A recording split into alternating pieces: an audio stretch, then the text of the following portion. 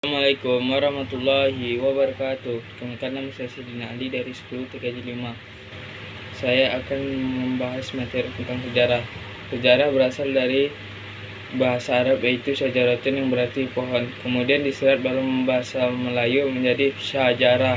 Dan kemudian diserap lagi ke dalam bahasa Indonesia menjadi sejarah. Sejarah dalam bahasa Inggris disebut history, yang berasal dari kata Yunani. History berarti informasi atau pencarian. Dalam bahasa Belanda, sejarah disebut geschiedenis, yang mempunyai pengertian hampir sama itu tentang suatu yang telah terjadi.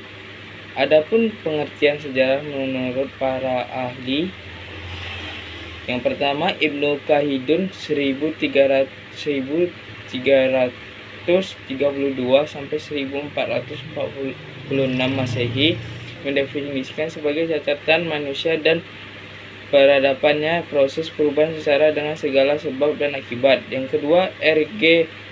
Cholimot 1880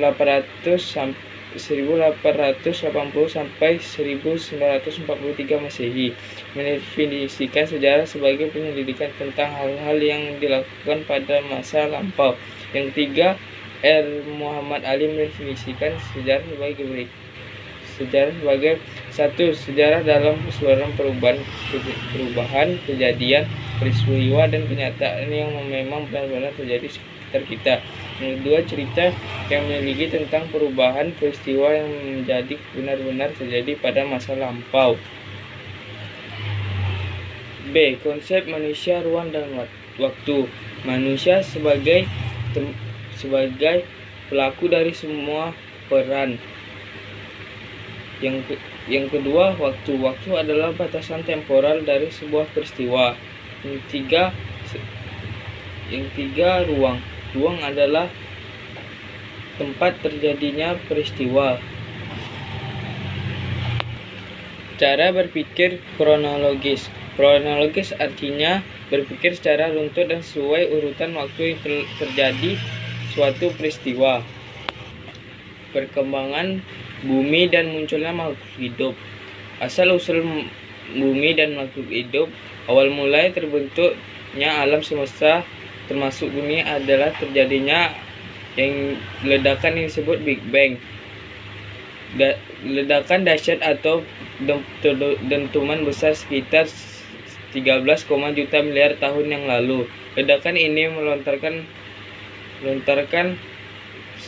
segala penjuru alam semesta. Proses perkembangan bumi terbagi menjadi 4. Yang pertama, masa arkaikum. Masa arkaikum merupakan masa yang tertua, diperkirakan pada 2,5 miliar tahun yang lalu. Keadaan bumi masih labil, masih menyerupai gumpalan bola gas, dan kulit bumi juga sedang dalam proses pembentukan. Yang kedua, masa Paleozoikum. Masa ini berlangsung sekitar 500 sampai 245 juta tahun yang lalu. Kondisi lebih stabil meskipun secara menyeluruh belum dapat dikatakan demikian. Yang ketiga, masa Mesozoikum. Masa ini disebut juga zaman sekunder. Zaman kehidupan kedua diperkirakan berlangsung sekitar 2,45 sampai 60 juta tahun yang lalu. Masa Neozoikum. Pada masa ini hewan berukuran besar sudah ada, mulai jauh berkembang. Masa ini dibedakan menjadi 2 zaman, yaitu zaman tersier dan zaman kuarter. Zaman tersier berlangsung sekitar 60 juta tahun yang lalu. Hal ini penting pada zaman ini adalah munculnya jenis primata seperti kera. Yang kedua, zaman kuarter. Zaman ini dibagi ke dalam 2 kala, yaitu zaman Pleistones Divilium dan kala Hosolene-Velium. Pada kala Pleistone diperkirakan manusia purba mulai muncul. Terima kasih. Assalamualaikum warahmatullahi wabarakatuh.